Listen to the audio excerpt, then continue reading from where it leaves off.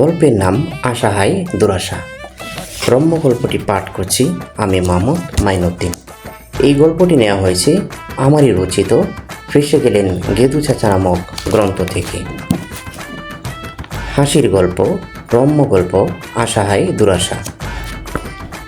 এটাকে সুখের সংসার বলা না গেলেও সুখের মেজ বলা যায় নিঃসন্দেহে, কারণ এই মেসেই যেন স্বর্গীয় সুখ পায় কেরামত আলী।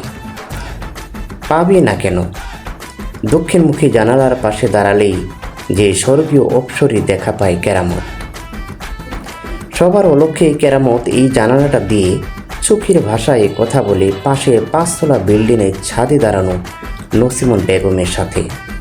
কেরামতকে জানালার পাশে দেখলেই তরতর করে ছাদে উঠে আসে নসিমন। এজন্য দুটি চুম্বক খণ্ডের বিপরীত মেরুর আকর্ষণ।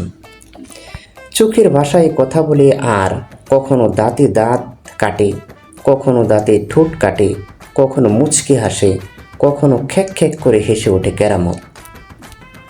তখন সুখ সাগরে ভাসতে ভাসতে সে গেয়ে ওঠে, এত সুখ সইব কেমন করে। ইদানিং অফিসে মন বসে না। ওভার টাইমের কথা শুনলেই শরীরে চুলকানি উঠে যায়। নির্দিষ্ট সময়ে তার বাসায় ফেরা চাই। সে জানে নসিমন তার জন্য ছাদে উঠে অপেক্ষা করছে, শুধুমাত্র তারই জন্য। বাসায় ফিরে ওই জানালার পাশে দাঁড়াতেই দক্ষিণা বাতাসে তারা সকল ক্লান্তি বিলীন হয়ে যায়। গতকাল সন্ধ্যাবেলা ছিল কেরামতের জীবনে একটি স্মরণীয় মুহূর্ত। সে ফার্মেসিতে ট্যাবলেট কিনতে গেল। ট্যাবলেট নিয়ে পাশ ফিরতে মাথা গুরান্টি খেল।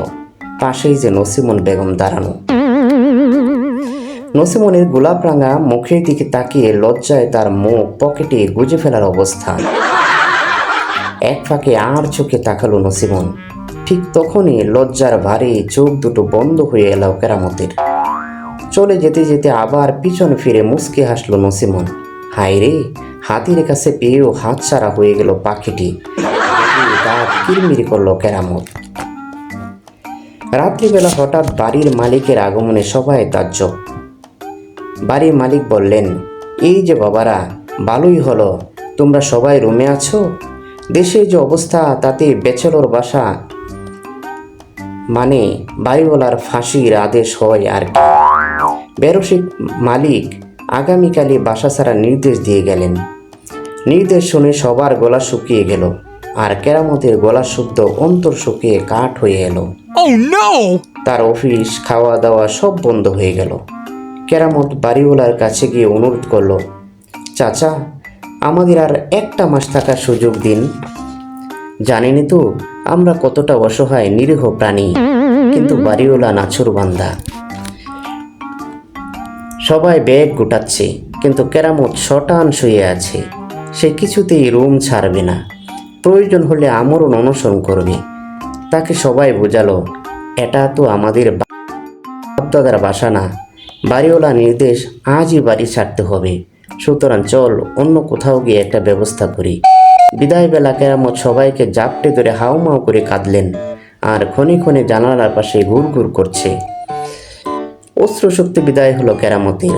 যাবার বেলায় বেনে ওঠে কান্না থামিয়ে সবাইকে হাসি গলা ছেড়ে গিয়ে উঠল, আমার স্বাদ না মিটিল, আশা না ফুরালো, সকলেই ফুরাই যায় মা।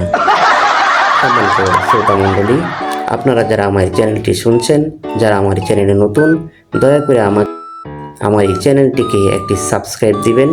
আপনাদের একটি সাবস্ক্রিপশন আমার জন্য অনুপ্রেরণা হতে পারে। এরকম হাসির রম্য গল্প আপনাদের শোনার জন্য আমার চ্যানেলটি সাবস্ক্রাইব করুন। ধন্যবাদ আবারও।